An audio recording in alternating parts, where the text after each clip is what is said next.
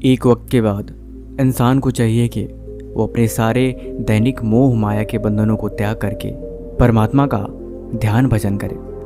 लेकिन मोह की वजह से इंसान कभी ऐसा कर नहीं पाता। वो करना तो चाहता है, लेकिन घर परिवार और अपनों का मोह हमेशा उसे अपने तरफ खींच लेता है। गौतम बुद्ध की सभा चल रही थी। गौतम बुद्ध परमात्मा के बारे में बता रहे थे और मोह के ऊपर प्रवचन सुना रहे थे। तब तक उनसे एक शिष्य ने पूछा कि प्रभु, आखिर मन इतना निर्बल क्यों होता है कि मन सच जानने के बावजूद भी अपनों से पीछा नहीं छुड़ा पाता। उसे पता है कि एक वक्त के बाद सतमार्ग पे चलना अच्छा होता है, लेकिन सब कुछ जानने के बावजूद भी मन में इतनी निर्बलता आखिर क्यों? गौतम बुद्ध कहते हैं, ये बात भी तुम्हें मैं कथा के माध्यम से सुनाता हूँ, सो ध्यान से सुनो।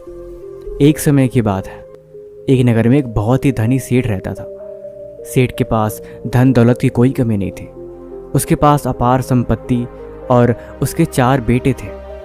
सब कुछ बहुत अच्छा चल रहा था। कुशल मंगल से उसका व्यापार दिन रात और तरक्की कर रहा था। एक वक्त के बाद सेठ को महसूस हुआ कि अब वो इन दैनिक क्रियाकलापों को छोड़ के अपना सारा व्यापार अपने बच्चों के नाम करके अब वो हिमालय चला जाएगा और वो भगवान का भजन करेगा और उनमें विलीन हो जाएगा। उसने सोचा, ठीक है, लगभग अब मेरी भी उम्र गुजर चुकी है। मैं 60 साल का हो चुका हूँ। अब मुझे चाहिए कि अब मैं ये सारी चीज़ों का त्याग करूँ। उसके मन में ख्याल आ रहा था, क्या उसे बात अपनी पत्नी से बताना सही होगा? वो तो मना करेगी, ऐसा करना ठीक नहीं। पता नहीं कि उसका मन ये फैसला लेके भी बार बार डर रहा था कि क्या ये करना सही है या गलत है। एक तरफ तो व्यापारी सोच रहा था कि वो ऐसा करेगा, लेकिन दूसरी तरफ उसके मन में ये भी ख्याल आ रहा था कि बच्चों की शादी कर ले, नाती पोता को खिला ले, फिर अगर त्याग करे तो ज़्यादा अच्छा है। अभी तो उसके बच्चे नादान हैं, अभी तो उनको पता ही नहीं इन दुनिया के रीति रिवाजों के बारे में। वो उसके बिना उसका व्यापार कैसे चलाएंगे? सब कुछ चौपट करके रख देंगे। इसलिए उसका साथ होना ज़रूरी है। अगर वो साथ नहीं रहा तो इनकी बस का थोड़े है ये घर परिवार और ये व्यापार को चला पाना। ये सब कुछ बर्बाद कर देंगे। व्यापारी बहुत चिंतित हो गया। अगली सुबह जब वो सड़क पे टहल रहा था तो उसने देखा कि एक महिला सड़क पे झाड़ू लगा रही है। व्यापारी उसी रास्ते से जा रहा था। तब तक उस महिला ने बोला, सेठ जी, एक किनारे हो जाइए। अगर आप एक किनारे नहीं होंगे तो धूल उड़ के आपके ऊपर चली जाएगी।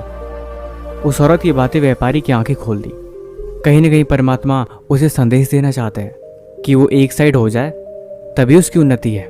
दोनों रास्तों में उलझ के कभी भी कोई सही फैसला नहीं ले पाएगा। व्यापारी ने फिर ऐसा ही किया। उसने इन सब बंधनों को त्याग करके भगवान की भक्ति में लीन हो गया। जिंदगी ऐसी है, जब तक आप मन को सही रास्ता नहीं दिखाते, जब आप मन को निर्बल समझते हो तो मन हमेशा आपके लिए निर्बल ही रहता है। मन को मजबूत दिखाने के लिए मन को समझाना पड़ता है कि जिंदगी में उन्नति ऐसे नहीं है। साधु जनों की बातें हमेशा उसे सतमार्ग के रास्ते पर लेके जाती है। मोह बहुत बुरी चीज़ है। मोह से घिरा हुआ मन हमेशा जिंदगी में कुछ खोने से डरता रहता है, लेकिन जिस मन में मोह नहीं, वो हमेशा सतमार्ग पे चलता है। मोह का मतलब ये नहीं होता कि आपके अंदर जीवों के प्रति दया न हो। असल मोह का मतलब ये है कि आपके अंदर समझ हो कि किस चीज़ का त्याग करने से आपको क्या मिलने वाला है। ये ज़िंदगी आपकी जिम्मेदारी है, लेकिन आखिर में परमात्मा की भक्ति करना एक सतमार्ग का रास्ता है। इसीलिए ये ज़रूरी है।